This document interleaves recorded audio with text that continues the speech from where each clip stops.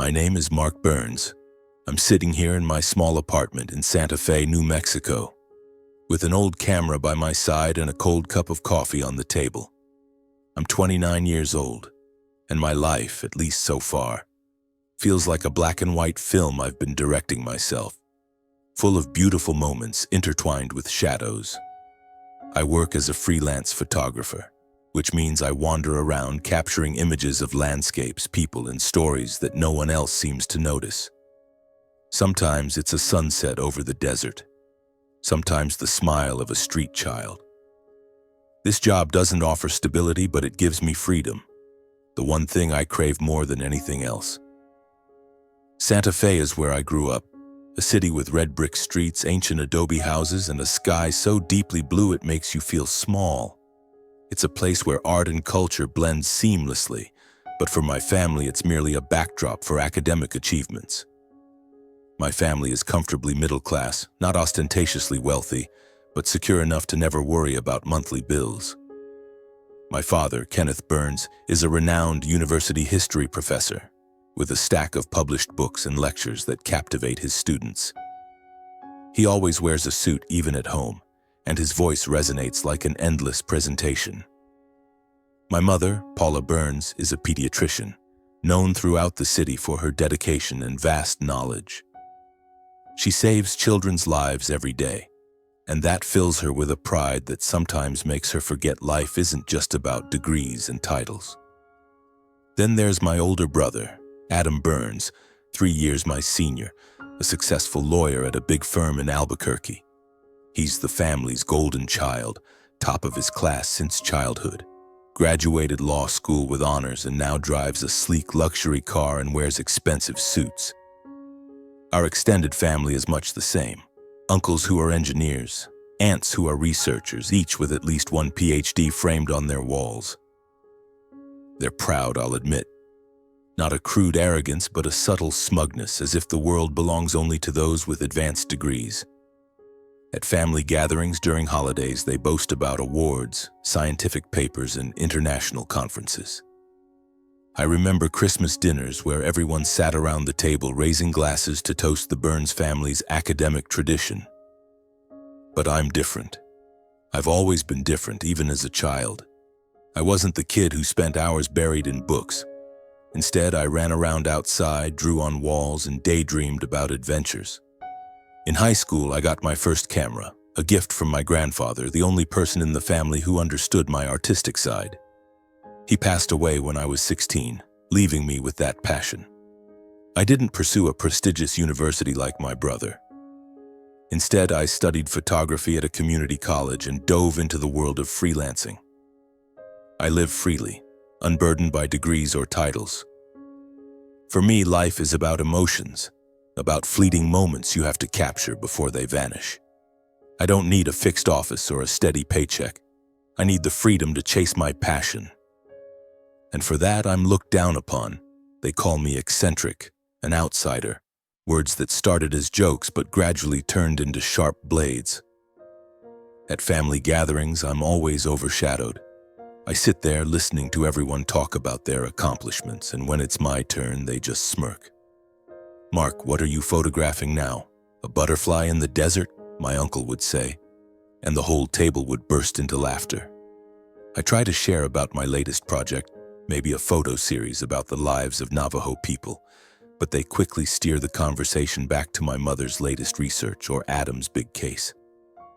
I vividly remember my father's birthday party a few years ago. The house was packed with relatives, red wine filled every glass, and the air buzzed with stories of success. My father stood up, raising his glass. "I'm proud of our family, of the academic tradition we've upheld. Adam, my son, just won a major case. Paula, my wife, remains the finest doctor, and Mark, you're still taking photos, right?" The room went silent for a second, then erupted in laughter. Adam patted my shoulder, but his smile was laced with mockery. "What's the future in freelancing, Mark? Living off luck, no stable career? You should rethink things, go back and get a proper degree." My mother nodded, adding, "Sweetheart, I'm worried about you. Life isn't about daydreaming. Look at your brother and learn." I stayed silent, as always. I clenched my jaw, swallowed the pain, and focused on my work.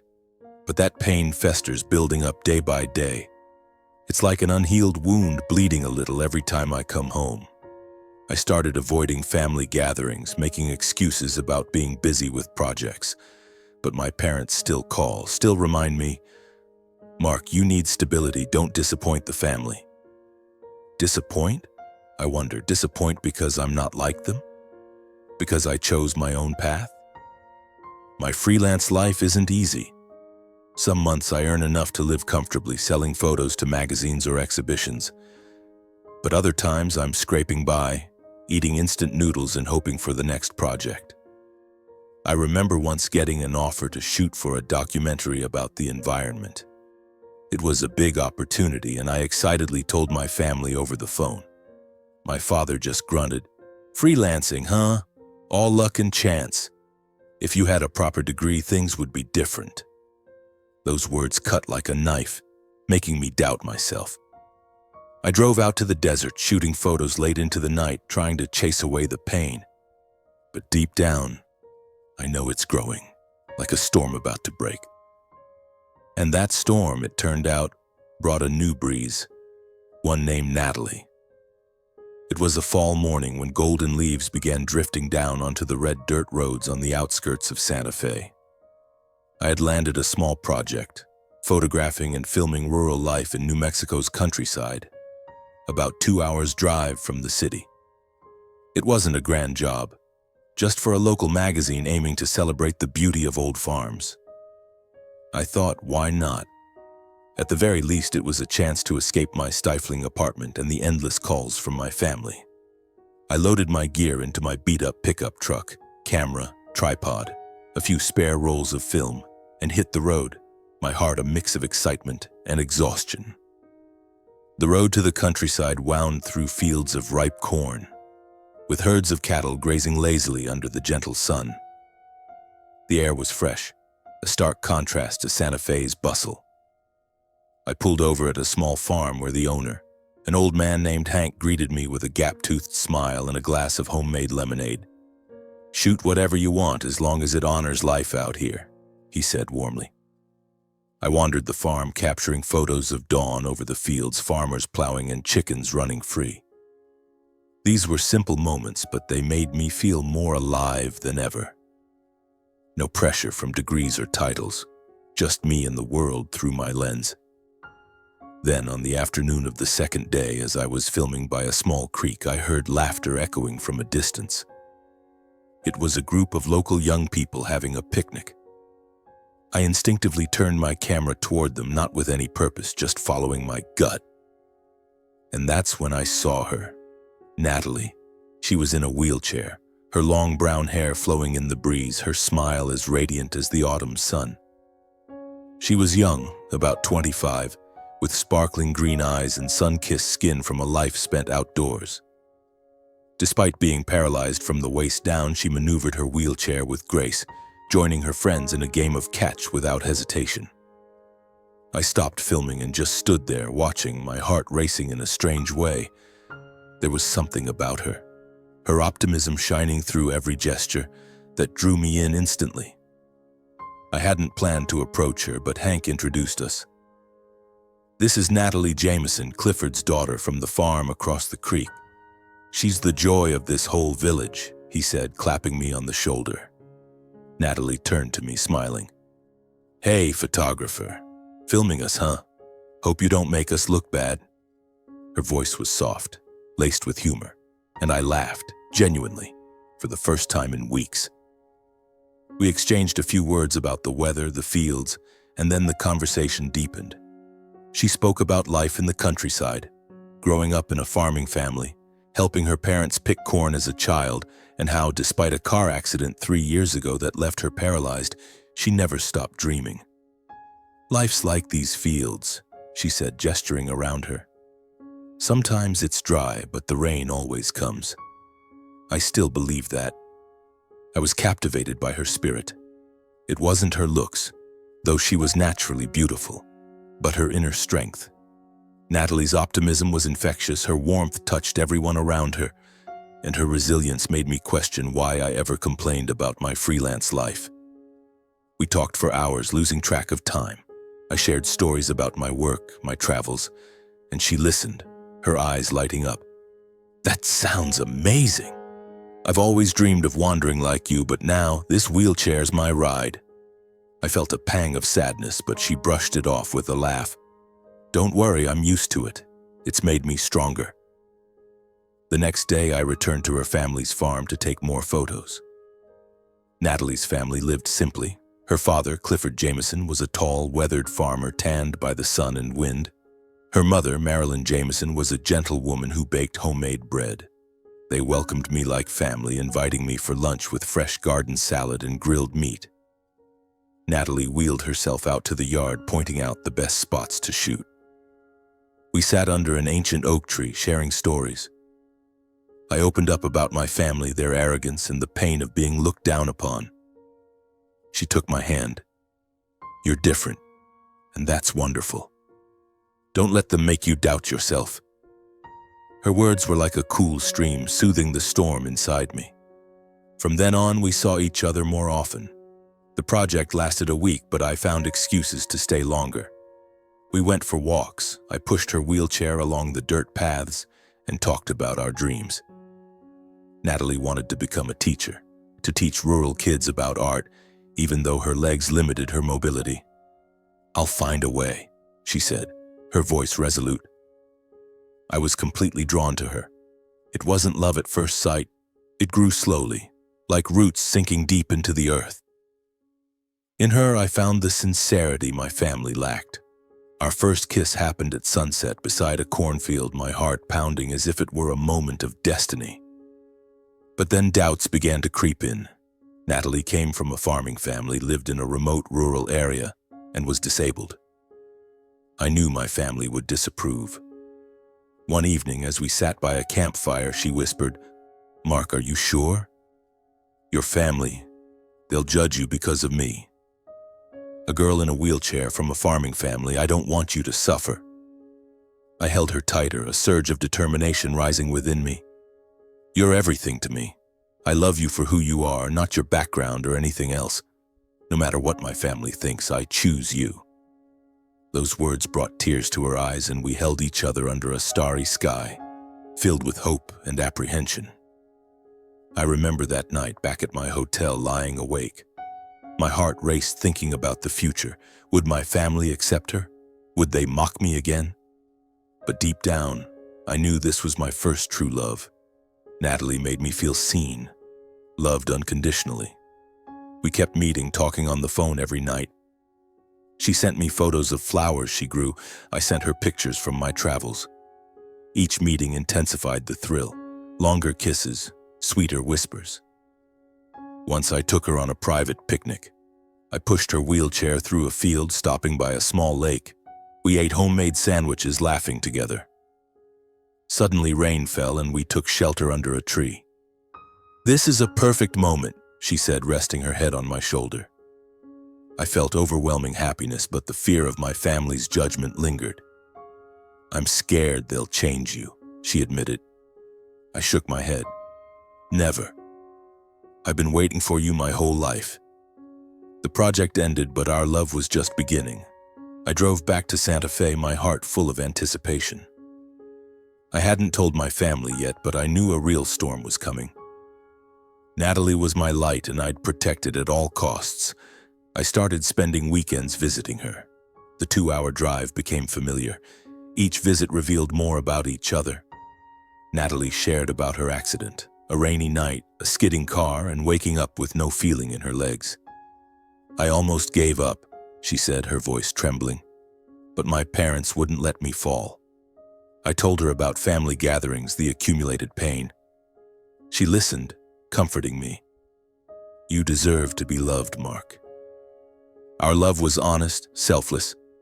I didn't care about the wheelchair. I loved her soul, but Natalie still worried. "Your family will think I'm dragging you down." I reassured her. "They already think I'm a failure. You're my reward." One afternoon, we sat by the creek hand in hand. Promise me if they disapprove, you won't regret this, she said. My heart tightened. I promise. This is our destiny. The anticipation grew as I thought about introducing her. But for now, this love was everything, making me stronger than ever. After 3 months of being in love, I decided to bring Natalie to meet my family. It was a late autumn evening, when the air in Santa Fe turned crisp and the hills around my parents' house glowed golden in the sunset. I wanted them to see Natalie not just as a girl in a wheelchair, but as the woman who had changed my life. I called my mother beforehand to tell her I was bringing my girlfriend home. Girlfriend? Her voice over the phone was laced with skepticism. Where did you meet her? What does she do? I took a deep breath, trying to stay calm. Her name's Natalie. She lives in the countryside. She's special. You'll like her, Mom. There was a long pause, then her voice turned cold. All right, bring her. But you know how this family is. I hung up, my heart pounding. I knew exactly how this family is.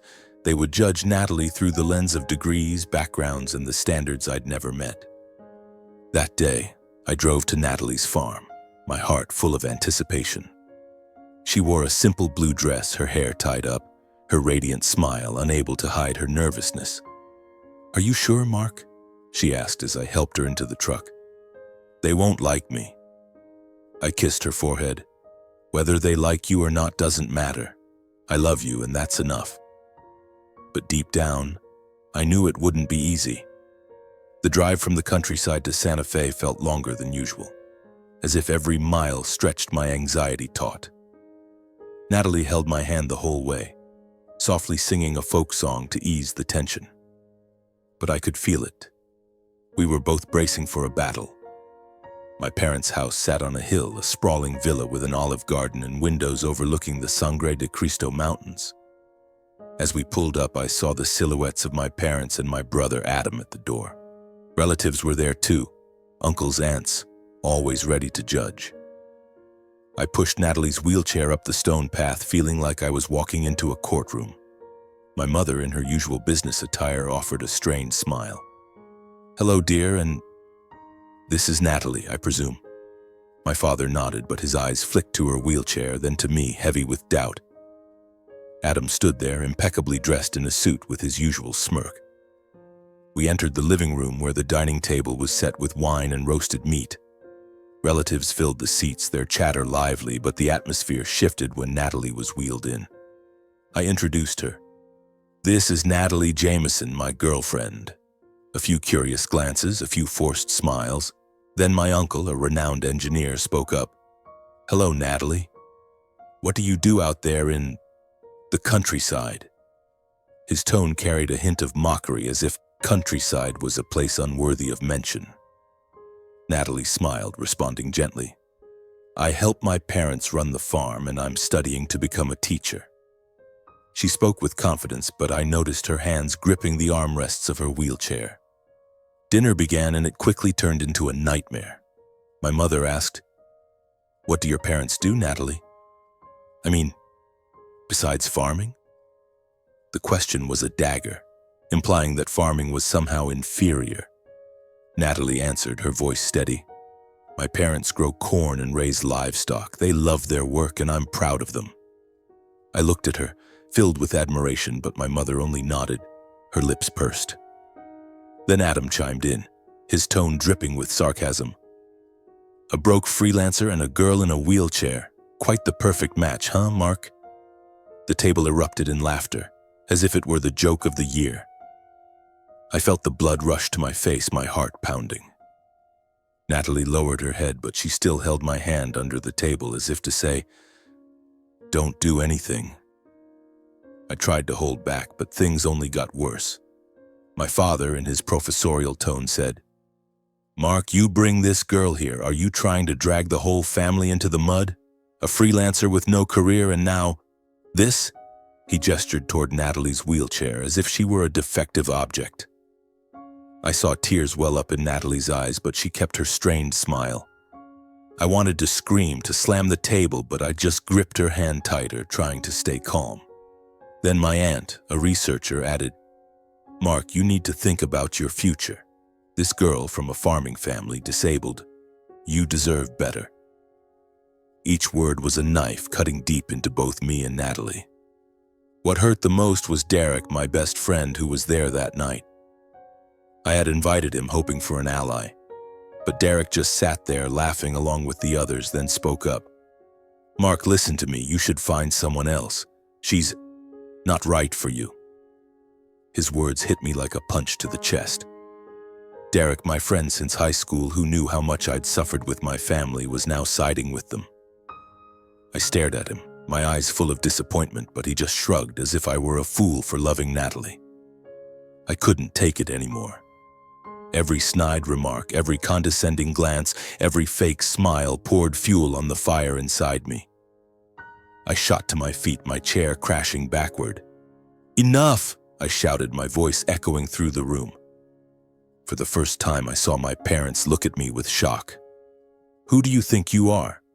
What gives you the right to judge Natalie? She's better than all of you combined. She loves me, believes in me, something none of you have ever done. Natalie grabbed my hand, whispering, Mark, don't. But I couldn't stop. I'm going to marry her, no matter what you think. You don't deserve her, and you don't deserve me. I pushed Natalie's wheelchair away from the table, ignoring the stares and whispers behind us.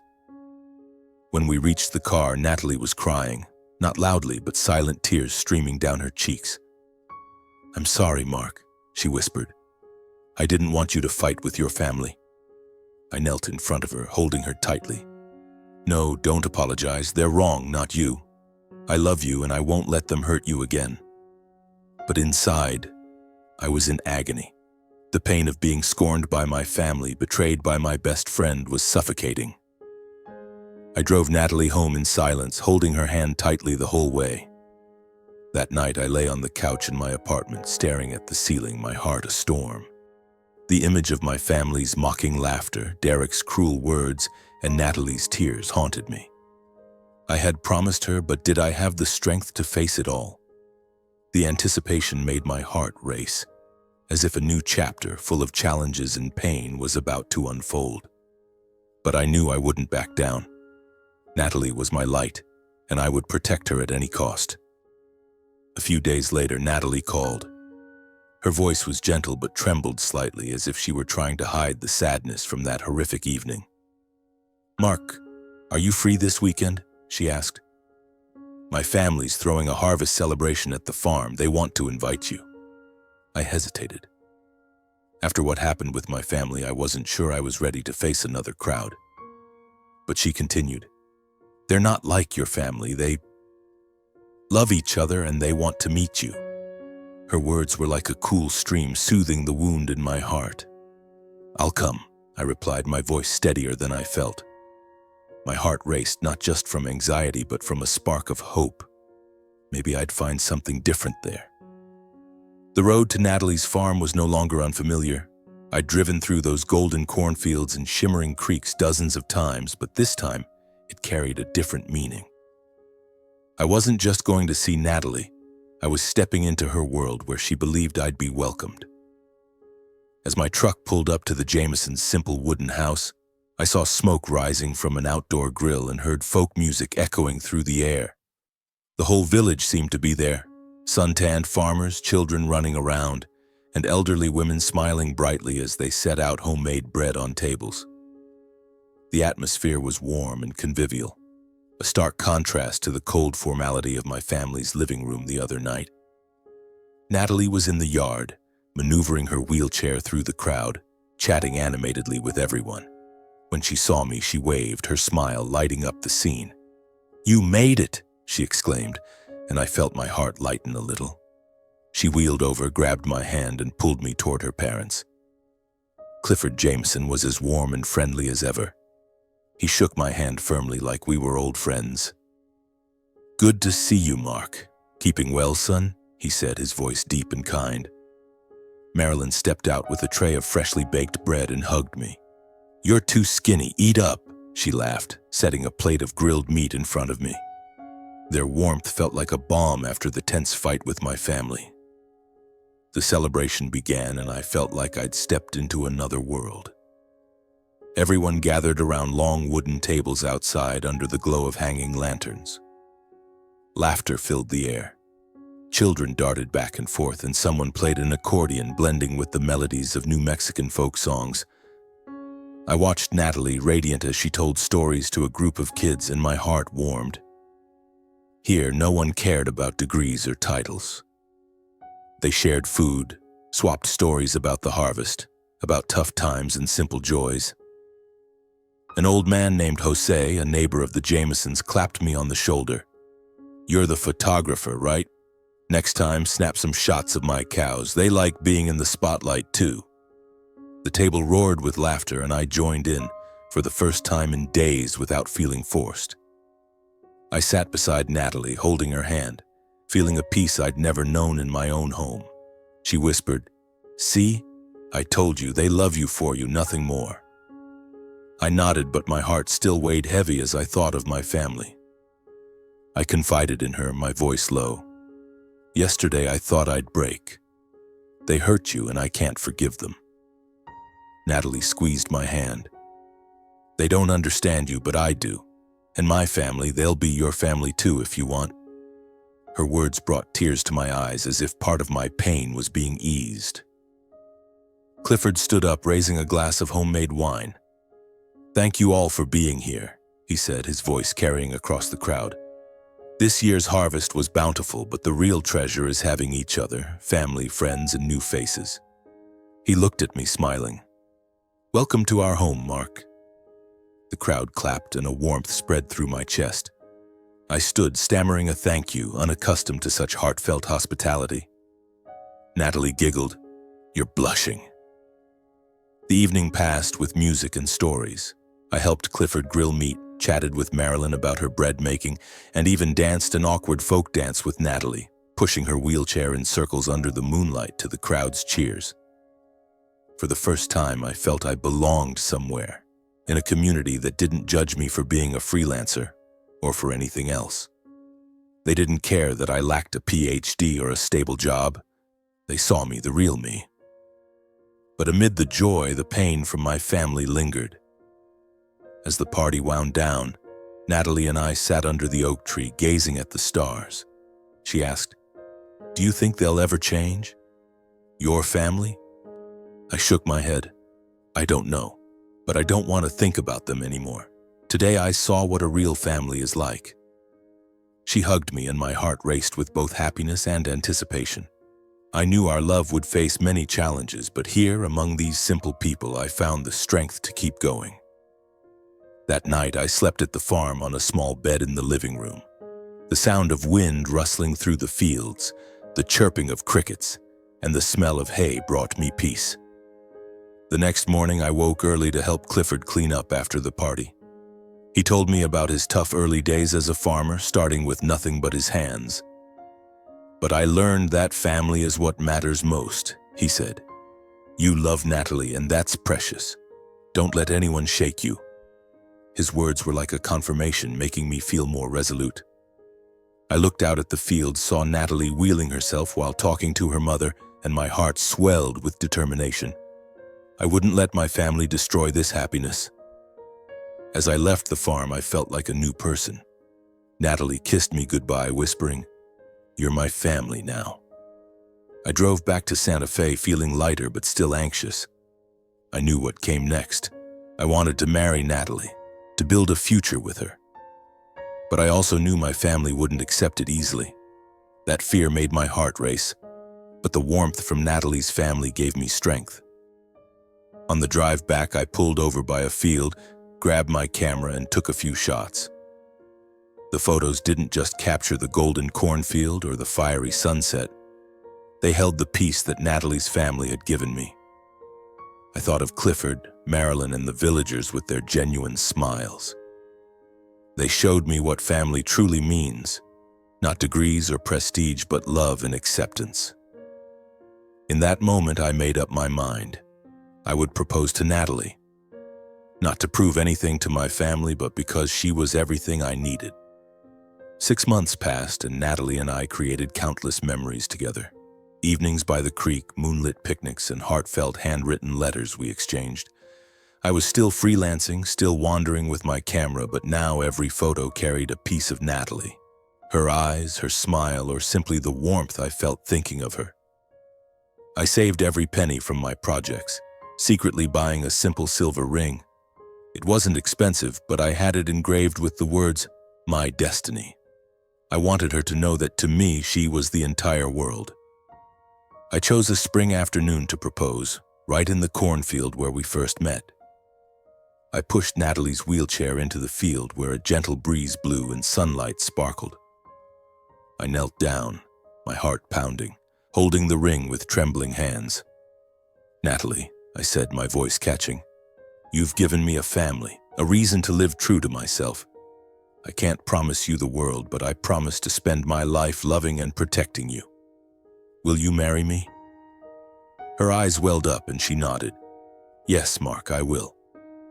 We hugged, laughing and crying in the middle of the field as if the universe itself was celebrating. From that day, we began planning the wedding. Natalie wanted a simple, unpretentious ceremony at the small church in her village. "Just family and friends, that's enough," she said. I agreed, but my heart grew heavy thinking about inviting my family. I knew they wouldn't accept it easily, but I still wanted to give them a chance.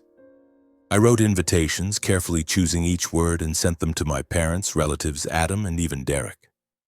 I hoped, even if just a faint glimmer, that they'd come, that they'd see my happiness and change their minds. But my family's response was as cold as I'd expected. My mother called, her tone indifferent. "We'll see if we can make it. You know how busy I am." My father sent a curt text. "Congratulations, Mark. But think carefully." Adam didn't bother replying, just sent a shrugging emoji. I stared at the message, my heart stinging, but I tried not to let Natalie see. She'd already endured enough hurt from my family, and I didn't want her to worry more. Derek was different. He called, his cheerfulness forced. "I'll be your best man, Mark, but are you sure? Marrying her?" I heard the hesitation in his voice, and it unsettled me. I wanted to believe Derek would support me, but deep down, I sensed something ominous. As the days passed, Natalie and I were busy preparing. She chose a simple white wedding dress, and I picked an old but neatly pressed suit. We wrote our vows together, laughing as we imagined our future. But every night alone, I thought about my family. Would they show up? Would they ever look at me with respect? The anticipation kept me awake, my heart racing like before a battle. I wrote in my journal, "They may not come, but Natalie is everything. I won't let them ruin this day." As the wedding day approached, I drove to the farm to meet Natalie's family. They welcomed me like a son, helping us decorate the church. Clifford handcrafted a wooden floral arch, and Marilyn baked a massive wedding cake. The whole village pitched in, bringing food, lanterns, and smiles. I felt love all around me, but the worry about my family lingered. Natalie noticed and took my hand. "Whether they come or not, you have me and my family." I nodded, but my heart remained heavy. I wanted to believe they'd change, that they'd come and see I'd found true happiness. The night before the wedding, I sat in my apartment thinking about the stack of invitations I'd sent, not a single confirmation from my family. Derek texted, "I'll try to make it tomorrow, super busy, but I'll figure it out." His message didn't reassure me. I called my mother, hoping one last time. The phone rang and went to voicemail. I left a message. "Mom, tomorrow's my wedding. I hope you, Dad, and Adam will be there. I want our family to be together." But as I hung up, I knew that hope was fragile. I looked at Natalie's photo on my desk, my heart racing. I had a bad feeling, but I told myself, Natalie is enough. The wedding day arrived, and the early autumn sunlight streamed through the stained glass windows of the small village church, casting colorful patterns on the wooden floor. I stood before a mirror in a small room behind the church, adjusting my black tie, feeling my heart pound in my chest. My old suit wasn't expensive, but Natalie had said she loved how I looked simple. I smiled at the memory of her words, but the smile faded as I glanced out the window. where the seats reserved for my family remained empty. I checked my phone again. No messages, no calls. Part of me still clung to hope, but the rest was bracing for pain. The small church gradually filled with Natalie's family and friends, arriving early with fresh flowers, homemade pastries, and radiant smiles. Clifford, Natalie's father, clapped me on the shoulder, his voice warm. "Today's a special day, Mark. You've made my daughter happy." Marilyn hugged me, whispering, "You're a good man, Mark. We're proud to have you." Their words brought tears to my eyes, but I only nodded, not wanting them to see the worry gnawing at me. I glanced at the groom's side of the seating. Still no one. I told myself they might arrive late. Maybe they were just busy. The music began, a gentle piano piece Natalie had chosen. I stood at the altar, hands clasped tightly, trying to stay calm. The church doors opened and everyone turned to look. I held my breath, hoping to see my parents, Adam, or at least Derek, but no. It was only the villagers, Natalie's friends, and sunlight pouring in from outside. My heart sank, but I forced a smile. "Just Natalie," I whispered to myself like a mantra. Then the moment came. Natalie appeared at the end of the aisle in her wheelchair, her simple white wedding dress hugging her frame, her brown hair flowing loosely and her smile as bright as the sun. Clifford pushed her wheelchair and the entire church stood clapping softly. My chest felt like it might burst, with joy for her, for our love, but with pain because the groom's side remained empty. I stole one last glance, hoping for a miracle, but there was no one. No father, no mother, no Adam, not even Derek. The ceremony began and the pastor, a kind elderly man from the village, delivered a heartfelt blessing. I held Natalie's hand, feeling her warmth, and tried to push aside the pain. We exchanged vows, words I'd written from my heart. "Natalie, you are the light that guides me, the family I've chosen. I promise to love and protect you even if the world turns its back." She looked at me, her eyes glistening. "Mark, you've given me the strength to believe in love. I promise to stand by you forever." We exchanged rings, and when I kissed her, the church erupted in applause. In that moment, I thought I could forget everything. My family, Derek, all of it. It was just me and Natalie. But as the reception began in the church's backyard, the pain returned like a wave. I checked my phone, calling my mother, then my father, then Adam. No one answered. I stood alone in a corner of the yard, watching everyone laugh, eat, and dance. Natalie was busy chatting with friends, but she glanced at me, her eyes worried. I forced a smile, not wanting her to worry. Then my phone buzzed, a video call from Adam. I answered, my heart racing, hoping for a belated congratulations. But what I saw made my heart stop. Through the screen, I saw my entire family, my parents, Adam, aunts, uncles, relatives, gathered in the dining room of my parents' Santa Fe house. The table was laden with food, wine, and their laughter echoed. Adam raised a glass, grinning. "Hey, Mark, congrats from afar. We're celebrating here, but we figured there was no need to show up. A village wedding with that kind of bride? Awkward." The table burst into laughter as if it were a brilliant joke. I saw my mother nod, my father shrug, and then, what froze me? Derek was there, sitting next to Adam, laughing along as if he'd never promised to be my best man.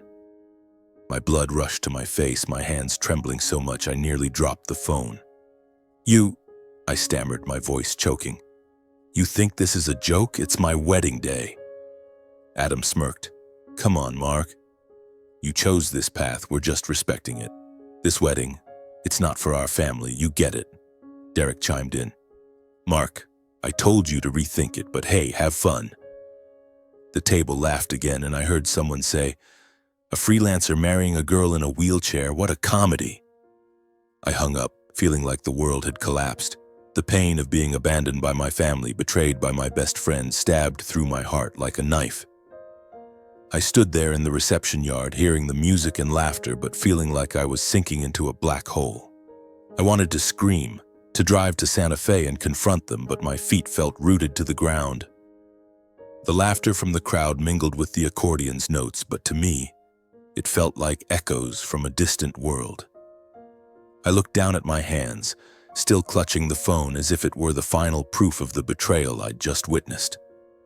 My family, my father, mother, Adam, and even Derek had chosen to turn their backs, to mock the most important day of my life.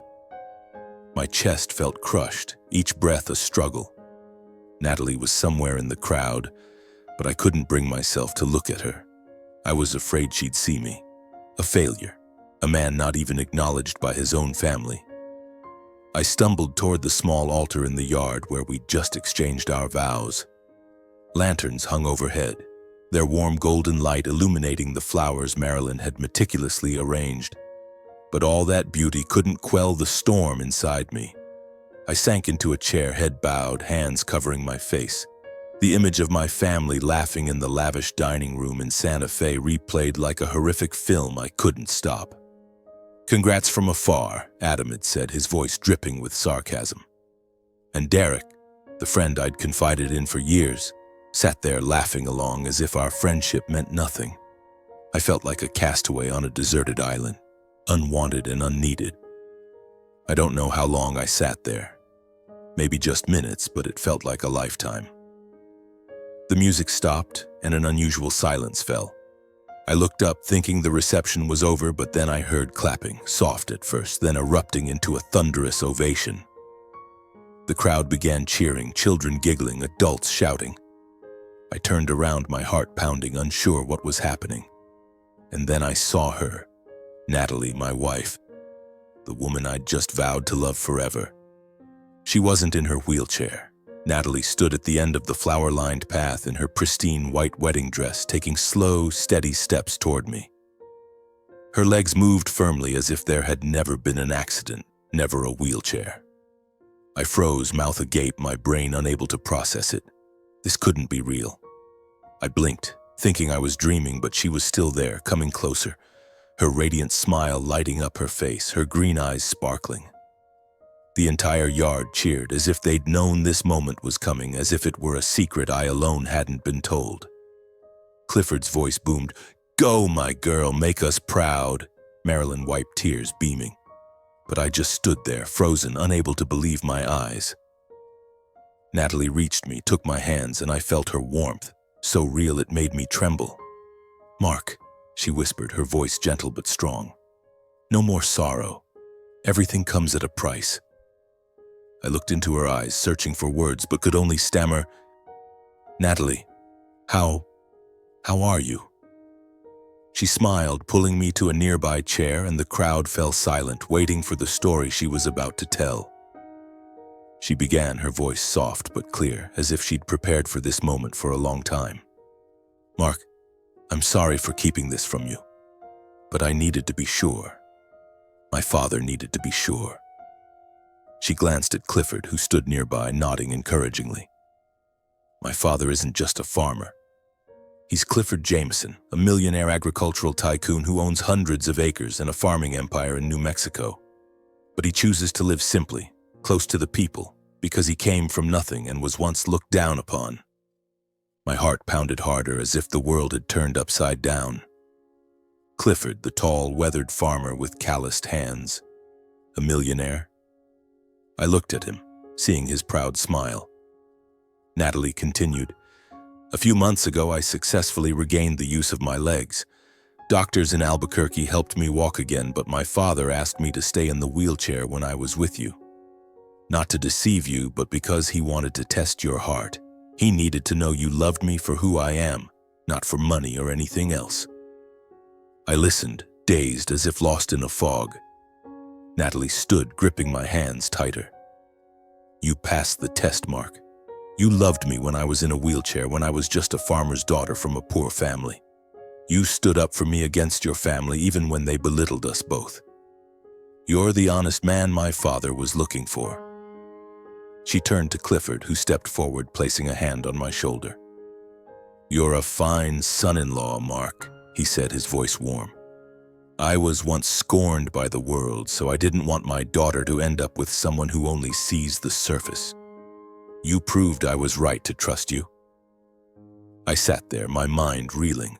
The pain from my family still lingered, but Natalie's words, Clifford's words, were like a beam of light piercing the darkness.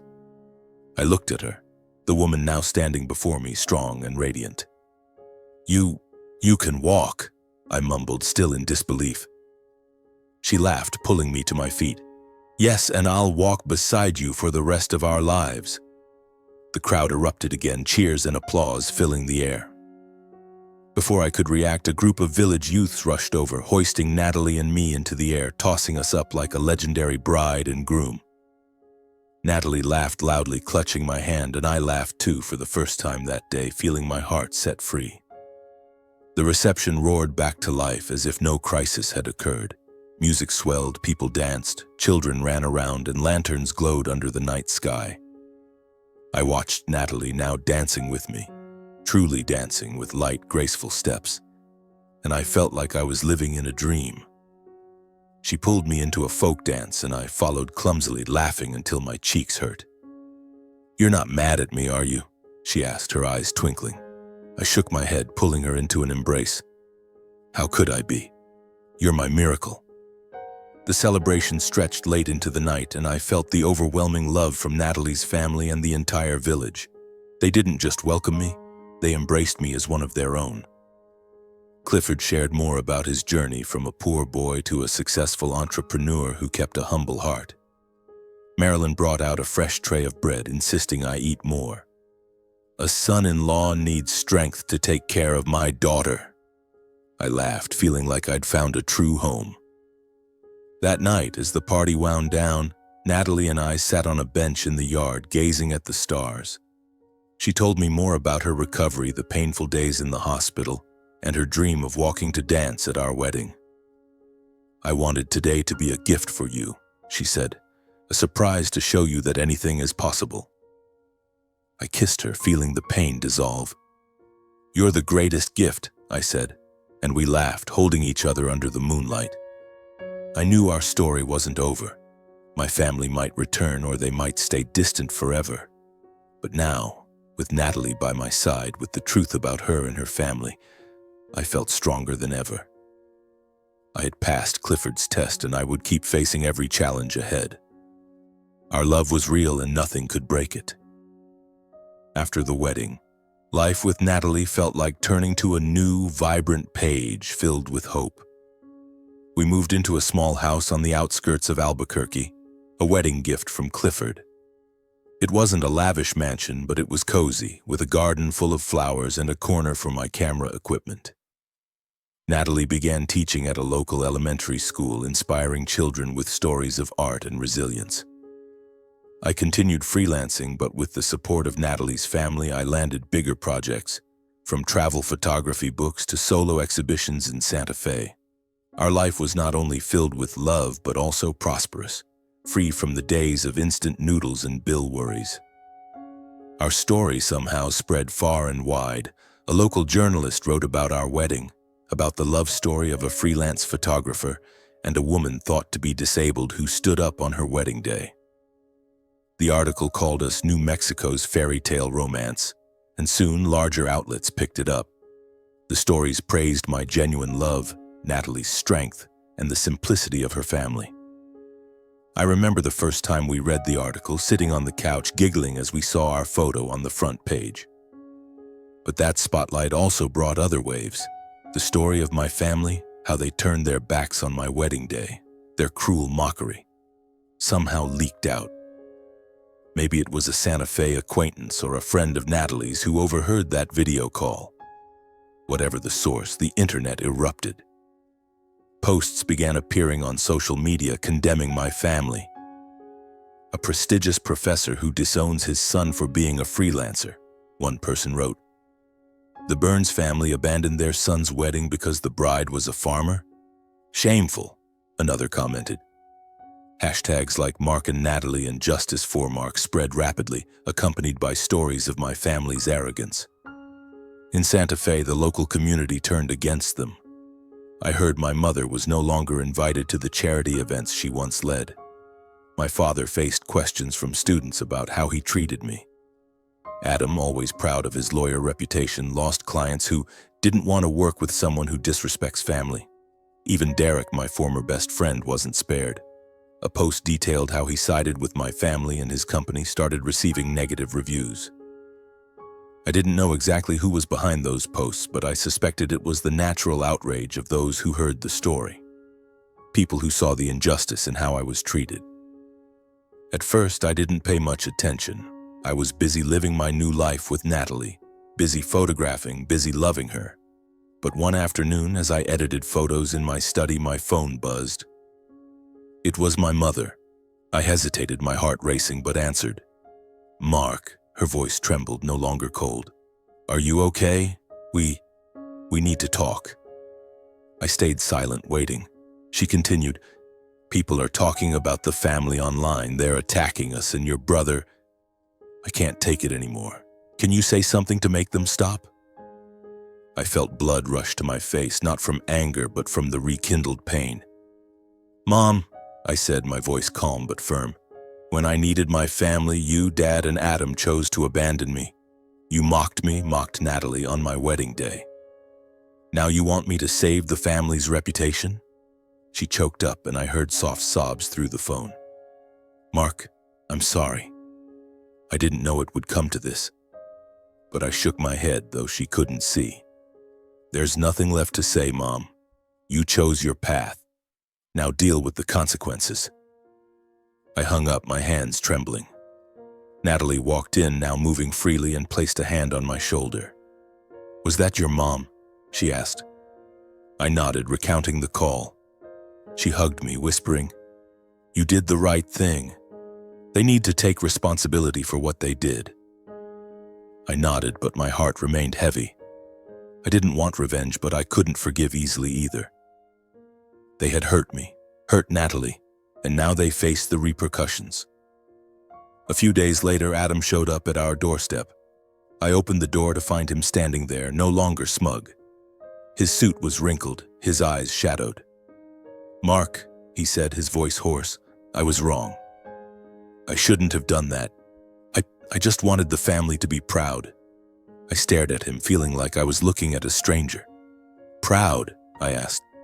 "Proud by abandoning me on my wedding day? By mocking my wife?" He lowered his head, silent.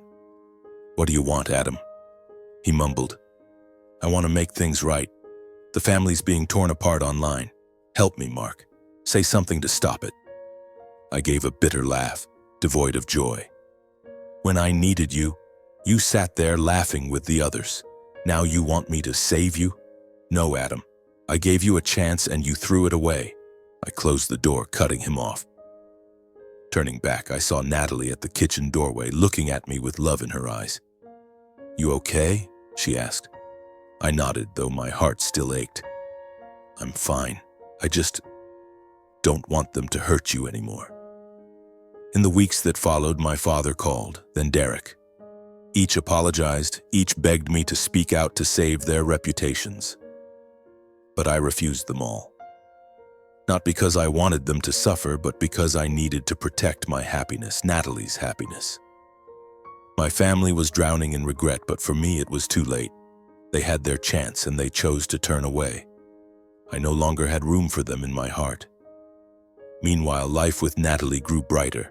We traveled together and I photographed her among fields of flowers and on California beaches. She laughed, danced, and I realized this was true happiness, not fame or wealth, but the feeling of being wholly loved. The press still wrote about us occasionally, and each time I saw the headline "Fairy Tale Romance," I smiled. Natalie teased. "See, we're famous," I replied. "Famous or not, you're all I need." One evening, as we sat in the garden watching the stars, Natalie took my hand.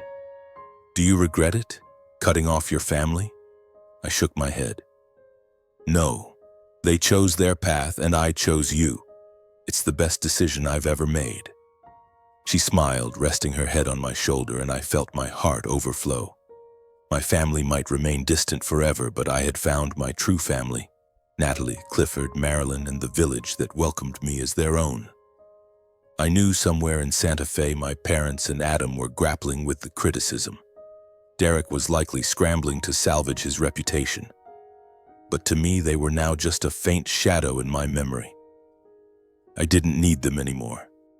I had Natalie, love, and a life worth living. That night I sat writing in my journal. I wrote about Natalie's smile, how she danced in the kitchen despite once being unable to walk. I wrote about my new family, Clifford, Maryland, and the village that embraced me as a son. And I wrote about my old family, now just a dim echo in my past. Some doors once closed never reopen. I wrote, I found my true family and I'll never let it go.